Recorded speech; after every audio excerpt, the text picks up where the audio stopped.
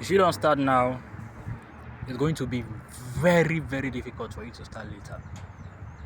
If you don't start now, if you don't start reading now, you don't start studying now, you don't start learning how to make your business work now, you don't start knowing how to make money now, you don't start knowing how to pray now, how to know God now, how to control your emotions now, you don't learn the things you need to learn, the basics of life, the foundation, bro, it's going to be so difficult for you. If the foundation is broken, what can the righteous do? Listen, your life is supposed to be lived in phases. Your life is supposed to be lived in phases. Your vision is supposed to be fulfilled in phases. Your purpose is supposed to be fulfilled in phases. PHASES, phases, phase by phase, stage by stage. Every day you're supposed to have a portion of your life lived. So imagine the portion of your life you're supposed to have lived in 2005, 10, 15, 20. You didn't live it, or you only lived 40%, and you left 60% out. So what are you going to do? You are going to try to carry the 60% into 2025, 2026, 2030, 2040. So the workload is going to be much more for you. If you don't take risk while you are young, when you get older, it's going to be more difficult. But because let me tell you something, listen, problems will come whether you want them to come or not. Issues will come whether you want them to come or not. Demands will come. If you're a student, for instance, or let's say you're a sibling, or you're a child, you have parents, it's only a matter of time before they start asking you for money, depending on the kind of parents you have. Like, if your parents are super wealthy, they won't ask you for money because they have their own money.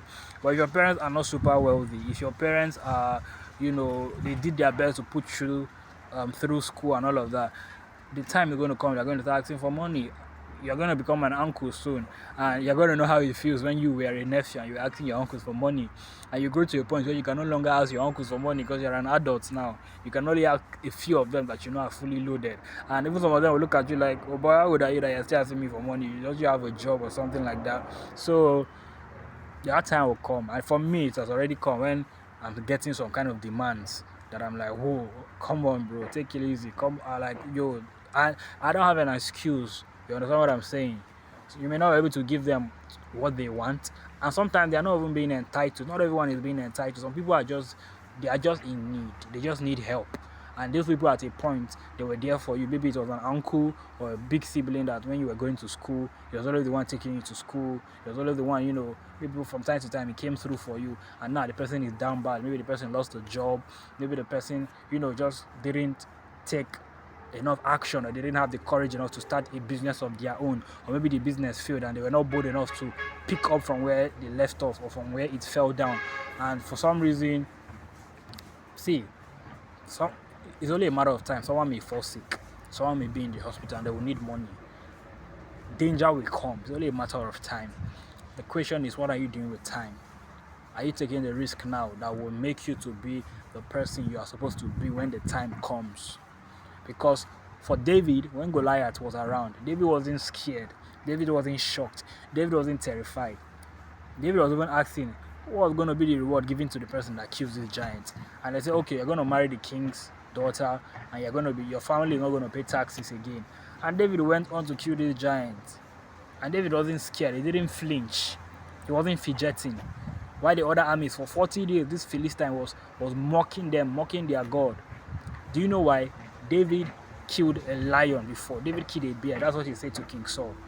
He said that the God who helped me, who protected me when I killed a lion and a bear, that same God, he will deliver these giants into my hands.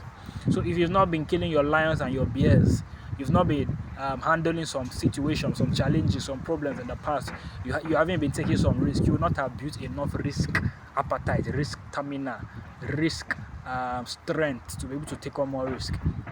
To challenge Goliath was a great risk. That guy could have lost his life. You go and read the Bible and see the description of Goliath, the description of his weapons and all. And yet this young man, David, killed him. No fear. 17-year-old boy, or maybe younger, or around that age, killed a giant that men of war, experienced men, trained men couldn't kill, because he knew that it was not by power, by mind, but by the Spirit. However, he also knew that he was skilled with the slingshot. So he didn't use a tool he wasn't skilled at using. When Saul gave him his armor and his sword, He didn't take it. He said, this thing is too heavy for me. I can't fight in this thing. But he knew that he could use the slingshot very well. He was adept with the slingshot. He was a master at using that tool. And he used what he knew how to use. And God anointed what he knew how to use. So what do you know how to use that God can anoint and make it better? Find out. And when you find out, come back and comment on this video and share it to somebody that you think might need this video. Stay blessed.